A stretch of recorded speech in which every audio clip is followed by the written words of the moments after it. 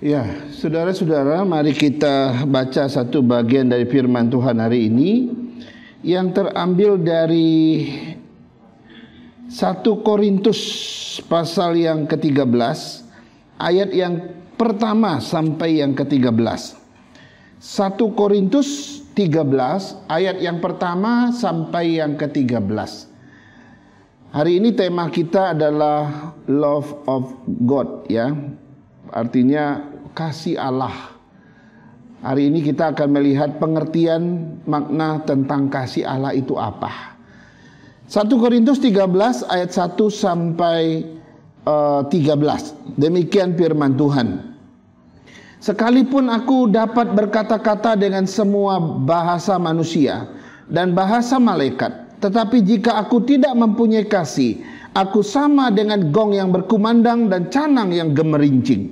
Sekalipun aku mempunyai karunia untuk bernubuat dan aku mengetahui segala rahasia dan memiliki seluruh pengetahuan, dan sekalipun aku memiliki iman yang sempurna untuk memindahkan gunung, tetapi jika aku tidak mempunyai kasih, aku sama sekali tidak berguna. Dan sekalipun aku membagi-bagikan segala sesuatu yang ada padaku, bahkan menyerahkan tubuhku untuk dibakar, tetapi jika aku tidak mempunyai kasih, sedikit pun tidak ada faedahnya bagiku. Kasih itu sabar, kasih itu murah hati, ia tidak cemburu, ia tidak memegahkan diri dan tidak sombong, ia tidak melakukan yang tidak sopan dan tidak mencari keuntungan diri sendiri, ia tidak pemarah dan tidak menyimpan kesalahan orang lain, ia tidak bersuka cita karena ketidakadilan, tetapi karena kebenaran. Ia menutupi segala sesuatu, percaya segala sesuatu, mengharapkan segala sesuatu, sabar menanggung segala sesuatu.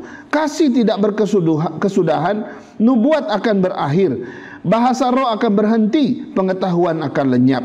Sebab pengetahuan kita tidak lengkap dan nubuat kita tidak sempurna. Tetapi jika yang sempurna tiba, maka yang tidak sempurna itu akan lenyap.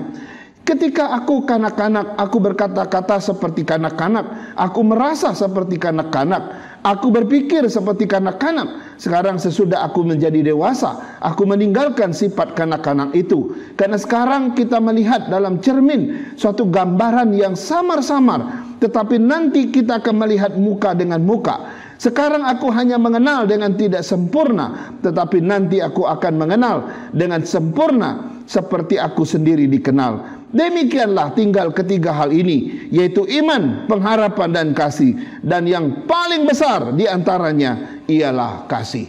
Nah, saudara-saudara, ini adalah bulan Desember. Kita sudah ada tema yang baru. Kita bicara tentang kasih Allah. Nanti ini kita akan pecah-pecah di dalam 4 minggu berturut-turut. Minggu ini kita lihat apa itu kasih Allah. Nanti minggu depan kita lihat kebesaran kasih Allah. Dan minggu ketiga pas Natal kita, itu tema yang khusus. Ya, di situ dikatakan born to die. Dia lahir untuk mati, kira-kira begitu ya.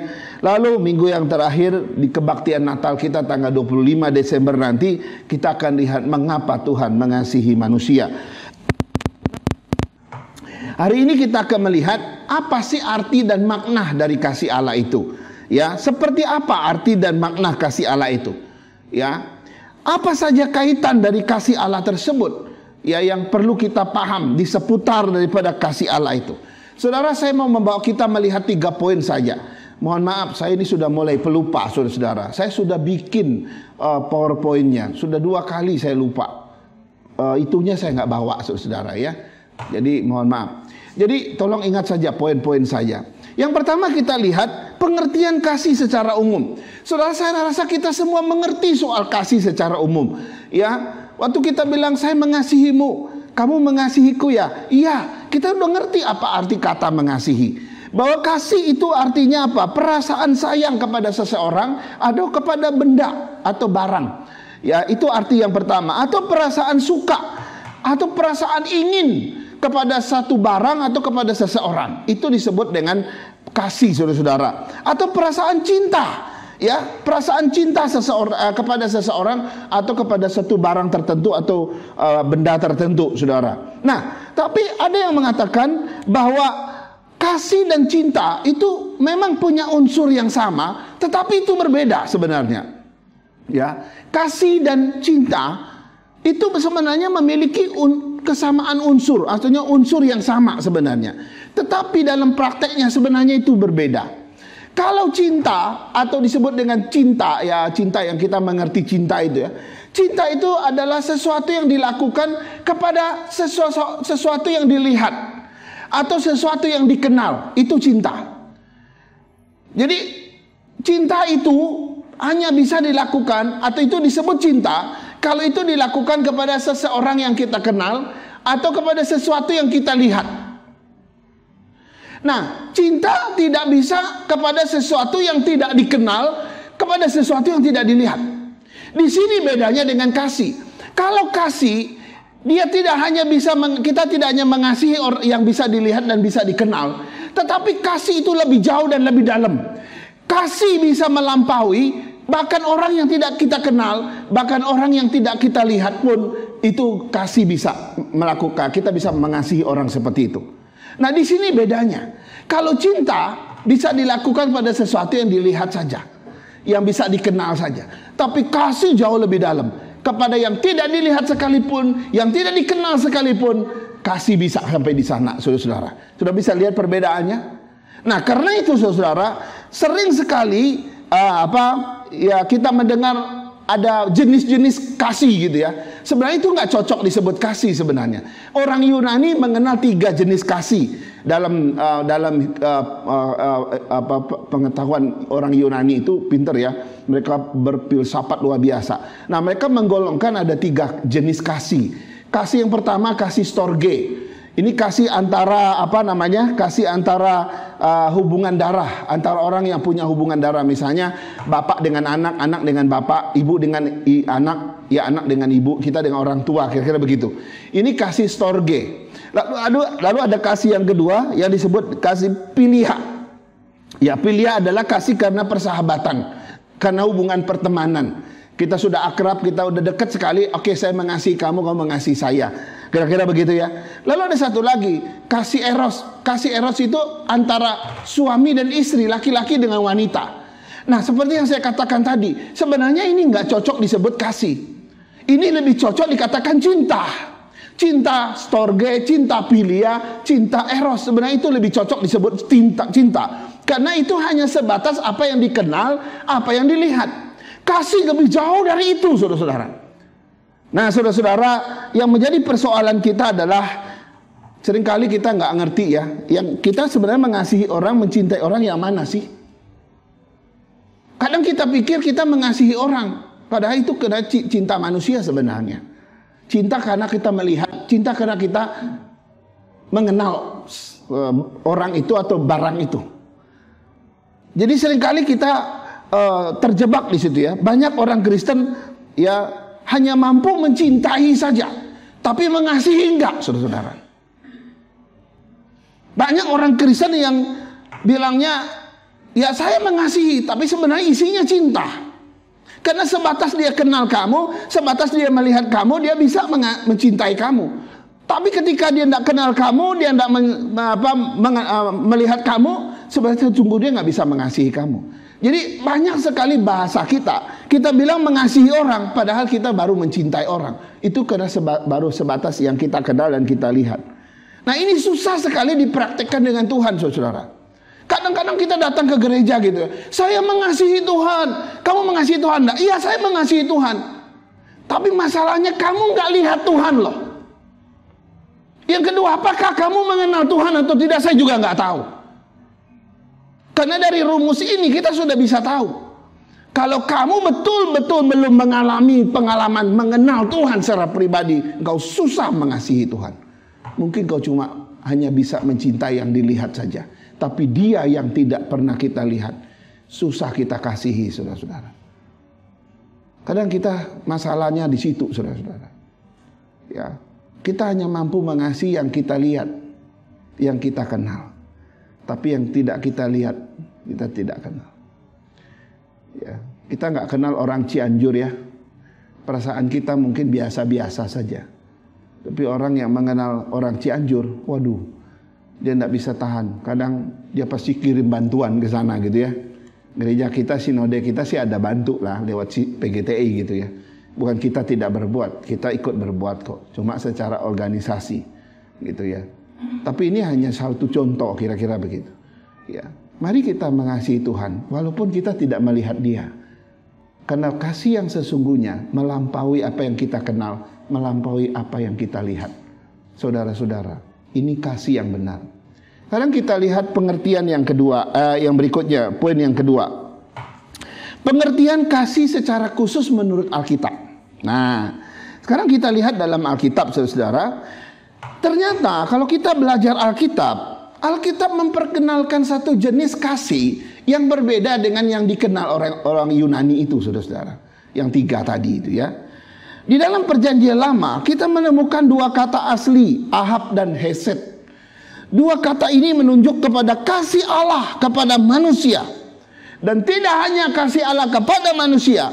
Lewat kasih Allah itu mendorong saya, yang mengalami kasih Allah itu mendorong saya untuk mengasihi sesama manusia. Luar biasa. Jadi levelnya luar biasa. Dari Tuhan, sentuh hati saya. Setelah hati saya disentuh oleh kasih Allah, maka saya juga mengasihi sesama. Dan mengasihi sesama, saudara, tidak ada batas. Mungkin dia musuhmu, mungkin dia orang yang menjahati kamu, mungkin dia adalah orang yang tidak mau mendukung kamu, atau dia seorang yang membuat hati kita kesal dan sebagainya. Kita tetap mengasihi mereka, saudara-saudara. Tetap mengasihi mereka dengan kasih Allah itu. Nah, kasih manusia nggak bisa sampai kepada musuh. Kasih manusia itu berhenti sampai pada persahabatan saja. Kalau sudah jadi musuh, sudah di situ kita punya langkah. Tapi kasih Allah menang satu langkah. Dia akan mendorong kita untuk mengasihi musuh kita sekalipun. Luar biasa ya. Nah, ini dalam Perjanjian Lama. Sekarang kita lihat dalam Perjanjian Baru. Dalam Perjanjian Baru, kata yang dipakai untuk kasih Allah adalah agape. Kita sudah sering dengar kata ini, saudara. Agape, kasih agape. Nah, kasih agape ini dikatakan bersumber dari Allah dan berasal dari Allah, bukan dari manusia. Kasih agape ini adalah berasal dari sifat Allah sendiri, berasal dari karakter dasar Allah sendiri. Karena itu 1 Yohanes 4 ayat 8 mengatakan, barang siapa tidak mengasihi, ia tidak mengenal Allah, sebab Allah adalah kasih. Luar biasa, saudara. 1 Yohanes ditulis Allah adalah kasih. Cuma jangan dibalik, kasih adalah Allah. Kalau kasih agape adalah Allah, itu terlalu kecil, karena itu sifat dia, salah satu sifat saja. Tapi Allah adalah kasih agape, itu benar. Nah, saudara-saudara, waktu saya merenungkan bagian ini, ungkapan Allah adalah kasih, ini menunjukkan bahwa dia adalah bersifat kasih, adalah karakter dasar dia adalah kasih itu sendiri. Itu sebabnya kasih agape sering disebut sebagai kasih Allah, kasihnya Tuhan, ya. Dan kasih agape ini sangat berbeda dengan storge, sangat berbeda dengan philia, sangat berbeda dengan eros. Kasih agape itu melampaui segala-galanya, dan itu diberikan dengan penuh kekayaan, kebesaran Allah. Karena itu, saudara, kita mesti cermat membedakan 4 jenis cinta atau kasih ini. Seperti yang saya bilang tadi, 3 kasih yang lain itu nggak cocok disebut kasih. Sebenarnya itu lebih cocok dianggap cinta, karena kasih dan cinta kita bedakan. Yang benar-benar kasih itu adalah kasih agape ini. Nah, tapi di dalam prakteknya kita kadang-kadang suka campur aduk gitu ya. Kita suka campur aduk gitu ya. Saya mau kasih tahu begini, saudara ya. Manusia suka memplesetkan atau menukar satu sama lain gitu ya. Tujuannya apa? Untuk memperdaya orang. Ditukar-tukar gitu.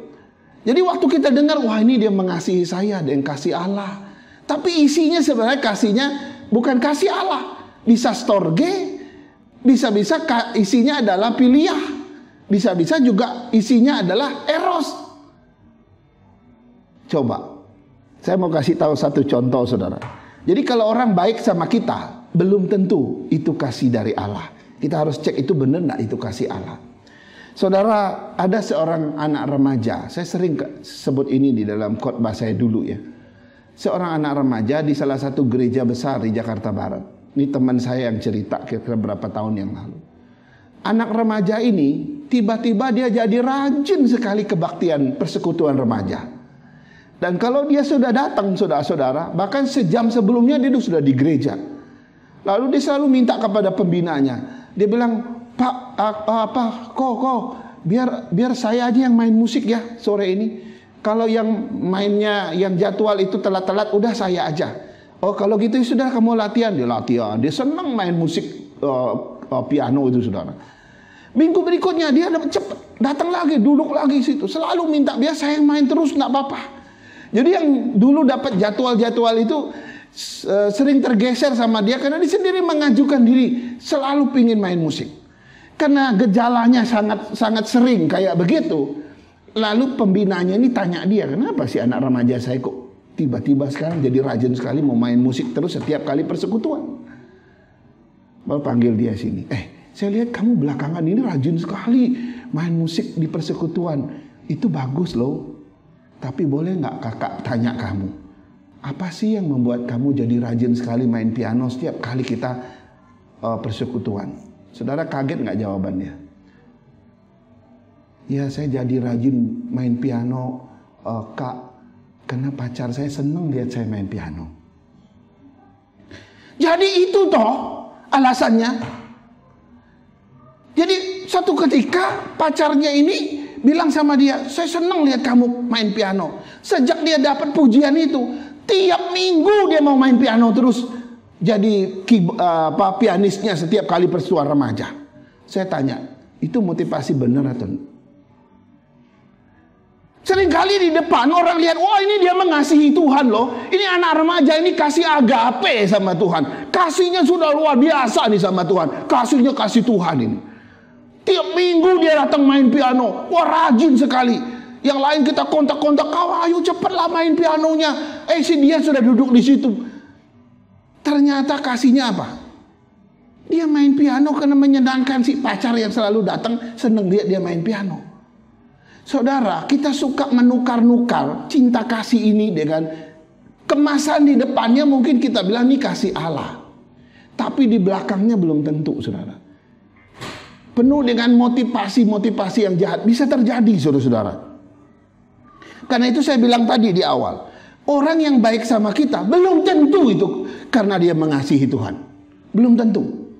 Saudara, ada satu opini yang sudah lama berkembang dan beredar di antara hamba Tuhan. Ya, saya ungkapkan saja. Opini itu bilang begini. Kalau kamu masuk ke dalam satu pelayanan di gereja baru, hati-hati dengan orang-orang yang ramah dan orang-orang yang baik terhadap kamu pertama kali. Kamu harus jaga jarak dengan mereka. Sebab orang yang pertama kali baik dan ramah dengan kamu, dia juga orang pertama yang akan menyerang kamu dan memusuhi kamu dan menolak kamu suatu saat. Saya pikir-pikir gitu ya, hampir semua hamba Tuhan yang jadi gembala itu pernah mengalami kayak begini. Kadang-kadang kita masuk di satu tempat, orang ramah sama kita. Ya mau kasih ini, kasih itu, aduh kita jadi takut gitu ya. Benar saudara-saudara. Ini mohon maaf nih, kita ngomong di kita saja. Dulu waktu saya di Pasar Baru, saya juga menemukan orang begitu. Tapi suatu saat dia yang paling besar konflik dengan saya. Bukan pribadi loh saudara, tapi itu karena kebijakan gereja. Kita di Kelapa Gading kita juga mengalami hal yang sama. Saya tidak sedang menyinggung orang loh ya. Ini mohon maaf, ini ada yang senyum-senyum gitu ya. Ramah sekali. Wah bilang ini belum wah semuanya saya bisa penuhi gitu ya. Kasih Allah ini kasih Allah. Ya kita buka ini gereja untuk Tuhan. Tapi di belakangnya itu kasih manusia semua saudara. Bukan kasih Allah. Karena itu hati-hati saudara. Kasih Allah bukan seperti itu. Kasih Allah berbeda sekali saudara-saudara. Karena itu kita harus betul-betul gumulin ini saudara. Seringkali kita memainkan kasih yang di depan seperti kasih Tuhan, tapi di belakang palsu semua. Nah, ini penting saudara ya. Jangan sampai karena keegoisan kita saudara ya. Karena keegoisan kita jadi membatalkan meniadakan kasih itu. Saya sering umpamakan seperti ini saudara ya. Ini kasihmu ya, kasih yang kamu hidupi gitu ya. Hanya karena kemarahanmu gitu ya. Kemarahanmu itu mengalahkan kasih kamu gitu ya. Kemarahan yang meledak ini mengalahkan kasihmu yang besar ini. Berarti kasih ini kasih yang palsu. Harusnya kasih ini yang mengalahkan segala keegoisan kita, kemarahan kita, emosi kita. Mestinya kasih yang ini mestinya mengalahkan segala keangkuhan hidup kita. Itu yang benar. Kalau hanya karena kemarahanmu engkau rela mengusir saudaramu gitu ya, usir keluargamu gitu ya, kasihmu selama ini kasih apa? Sekali lagi saya tidak sedang menyinggung orang, tapi kebetulan memang ini harus disampaikan. Mari kita belajar dari kesalahan saudara, supaya kita jadi lebih baik. Ada kan suami katanya mengasihi istrinya, cinta kepada istrinya, atau istri cinta sama suaminya. Begitu marah langsung kita usir dia gitu ya. Kamu tidak boleh di rumah ini, angkat koper gitu ya. Saya pulangin kamu ke orang tua kamu. Loh, kasihmu yang selama ini berarti kasihnya yang palsu dong. Hanya karena kemarahan kamu bisa usir belahan jiwamu gitu. Saudara, kita harus melihat ini baik-baik. Mari kita tonjolkan kasih Allah selalu di depan. Dan isinya juga harusnya kasih Allah. Jangan pernah dibolak-balik saudara. Kasih Allah apa adanya. Maka tadi yang kita baca itu luar biasa ya. Ya, Paulus bilang apa tuh nanti saya akan kasih tahu di belakang. Sekarang kita lihat poin yang ketiga, yang terakhir. Ciri khusus dari kasih Allah atau kasih agape ini saudara. Saya mau baca Yohanes 21 ayat 15 sampai 19. Saya rasa kita sudah sering membaca bagian ini. Ya. Yohanes 21 ayat 15 dan beberapa ayat setelahnya ya. Sesudah sarapan Yesus berkata kepada Simon Petrus, "Simon anak Yohanes, apakah engkau mengasihi aku lebih daripada mereka ini?" Jawab Petrus kepadanya, "Benar Tuhan. Engkau tahu bahwa aku mengasihi engkau." Kata Yesus kepadanya, "Gembalakanlah domba-dombaku." Kata Yesus pula kepadanya untuk kedua kalinya, "Simon anak Yohanes, apakah engkau mengasihi aku?" Jawab Petrus kepadanya, "Benar Tuhan, engkau tahu bahwa aku mengasihi engkau." Kata Yesus kepadanya, "Gembalakanlah domba-dombaku."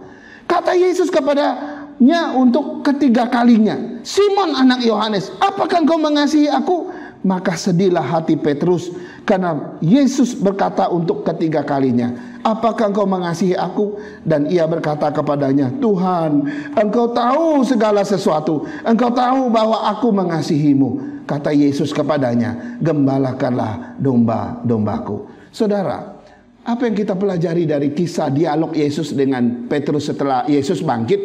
Lalu Yesus ketemu dengan Petrus. Waktu itulah dia bertanya, sebelum dia naik ke surga, 3 kali, "Apakah engkau mengasihi aku?" Saudara, apa yang kita pelajari dari sini? Kita semua tahu Petrus kan? Petrus pernah mengkhianati Yesus. Dia pernah di situ dikatakan menyangkal Yesus 3 kali sebelum ayam berkokok. Dia menyangkal dan dia mengkhianati Yesus 3 kali dengan berkata, "Aku tidak mengenal dia." Coba, luar biasa ya. Nah, sebagai seorang rasul saudara, Petrus sebenarnya udah gak layak sebagai Kristus. Bagi Kristus udah gak layak. Dia mestinya udah dibuang loh. Dia mestinya udah dicoret dari daftar rasul dia, daftar murid dia. Mestinya Petrus ini orang pertama dicoret mestinya. Karena dia mengkhianati Yesus. Sampai 3 kali loh. Luar biasa. Tapi Tuhan gak lakukan itu. Kristus menerima dia, mengampuni dia, dan menerima dia kembali. Dia pulihkan dia terima dia kembali. Yesus sedang mempresentasikan kasih Allah yang besar kepada Petrus. Walaupun engkau pernah menyangkal aku, udahlah, aku mengasihi engkau. Saudara, kasih Kristus atau kasih Allah ini yang Kristus perlihatkan di dalam kisah ini, itu kasih Allah yang tidak menghitung jasa, juga tidak menghitung kesalahan orang. Saudara, ada satu buku pernah menulis, manusia itu punya dua kantong katanya. Kantong di depan satu, kantong di belakang satu. Nah, dua kantong itu apa saja isinya? Kantong di depan itu adalah semua kesalahan-kesalahan orang itu disimpan di sini. Dan semua kebaikan-kebaikan diri sendiri disimpan di sini. Sehingga yang paling kita ingat adalah kesalahan orang dan kebaikan diri. Makanya kita taruh di kantong depan. Lalu kantong belakang isinya apa, Musa? Kantong belakang biasanya yang kita isi dengan dua hal juga. Yaitu semua kebaikan orang kita isi ke belakang, dan semua kejelekan diri kita isi di belakang. Makanya kita cenderung melupakan semua kebaikan orang dan kejelekan diri kita, karena kita taruh di belakang. Nah, kalau kita lihat dalam Korintus tadi, dikatakan bahwa kasih itu tidak dendam dan tidak sebagainya gitu ya. Luar biasa ya. Dan itu menjelaskan bahwa kasih Allah tidak menghitung jasa orang, juga tidak menghitung kesalahan orang. Kalau dia mau orang itu pulih, maka dia akan mengasihi, mengampuni dan menerima orang itu. Yang kedua, kasih Allah itu adalah kasih yang selalu mencari untuk memberi. Nah, ini kita sering mendengar ya. Ini seperti pipa ya, selalu menyalurkan air gitu ya. Air gitu. Coba kalau pipa itu mampet, begitu kamu mampet gitu ya, mampet. Wah, itu berkatnya tumpah-tumpah itu ya. Ada orang yang pakai ilustrasi ini, kalau kita tidak memberi kepada orang lain, ya, tidak memberi, tidak mengasihi dengan memberi, ya, berkat Tuhan itu juga tidak bisa mengalir lewat kita, katanya begitu ya. Tapi ya ada baiknya, ada benarnya juga, bahwa memang Tuhan berkata lebih baik memberi daripada menerima, dan ada banyak kebenaran yang ada kaitan dengan itu. Kemudian kasih yang mengampuni, yang menerima kembali. Nah, ini seperti anak yang hilang diterima oleh bapak sendiri. Nah, ini menarik kan? Nah, tapi yang menarik begini, kalau kita lihat dialog Yesus dengan Petrus itu sebenarnya bisa singkat sekali. Tapi kenapa Yesus mesti 3 kali tanya, apakah engkau mengasihi aku? Nah, ini menarik ya. Sebenarnya cukup saja Yesus bilang, ya udah, kamu mengasihi saya? Nah, iya, ya sudah, saya terima kamu lagi. Selesai kan? Nggak perlu panjang-panjang gitu, nggak perlu bertele-tele. Kenapa Yesus mesti 3 kali? Ada banyak jawaban tafsiran orang di situ. Sebenarnya yang terjadi begini, saudara. Sejak Petrus menyangkal Yesus 3 kali, Petrus itu mengalami yang namanya degradasi kasih Allah. Dia mengalami satu kemerosotan tentang kasih Allah. Kasih Allah yang dulu dia punya itu merosot. Akhirnya seperti mau hilang. Kasih Allah itu merosot, akhirnya hilang di dalam diri Petrus. Nah, Yesus gak mungkin mengutus seorang rasul yang kehilangan kasih Allah. Yesus gak mungkin memuridkan seorang murid yang kehilangan kasih agape itu. Karena itu Allah atau Yesus perlu 3 kali memulihkan dia. Apakah engkau mengasihi aku? Ternyata jawaban Petrus itu jawabannya beda. Tuhan tanya, apakah engkau agape kepadaku? Sama seperti aku agape kepadamu? Ternyata jawabannya, aku cuma storge atau pilia saja sama kamu. Kasih persahabatan. Ditanya kedua kali, apakah engkau mengasihi aku dengan kasih Allah, kasih agape? Jawaban Petrus, aku cuma bisa kasih pilia saja. Kasih agape sudah hilang. Dan yang ketiga kali dia baru ngerti maksud Yesus. Apakah engkau mengasihi aku dengan kasih agape, kasih Allah? Di situ dia nangis. Di situ dia tertegur, tertemplak oleh Tuhan. Kenapa Tuhan tidak mau seorang rasul hanya memiliki kasih manusia dan tidak memiliki kasih Allah? Karena kasih manusia itu ada limitnya, ada batasnya. Tapi kasih Allah itu tanpa batas. Nah, saudara-saudara, di sini kita mengerti, ya. Saya nggak tahu seberapa banyak engkau memiliki kasih Allah dalam hidupmu.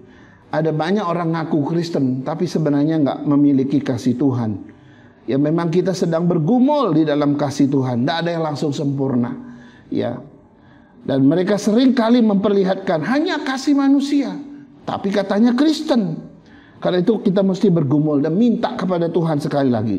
Jangan sampai kita menggenapi ayat-ayat yang Paulus katakan tadi. Saya sebutkan saja.